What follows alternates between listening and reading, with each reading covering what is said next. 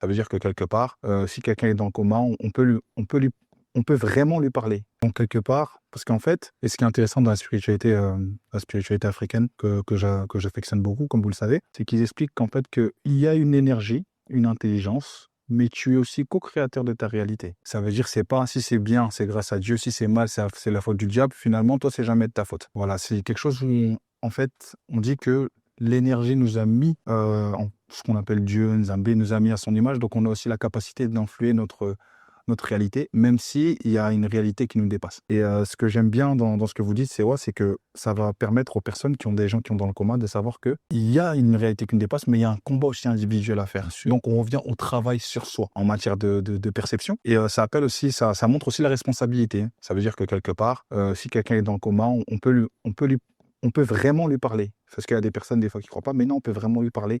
On peut lui dire aussi de ne pas nous abandonner. Mais il faut savoir que des fois aussi, les personnes, des fois, se battent. Et il reçoit des informations, il va dans plusieurs pays, mais il y a un combat aussi qui se fait. Et des fois, ça peut être aussi fatigant. Mais en fait, on est face à un vivant, qu'il soit dans le coma ou pas. Et j'aime vraiment cette perception-là entre la responsabilité individuelle et aussi la communication aussi entre les dimensions.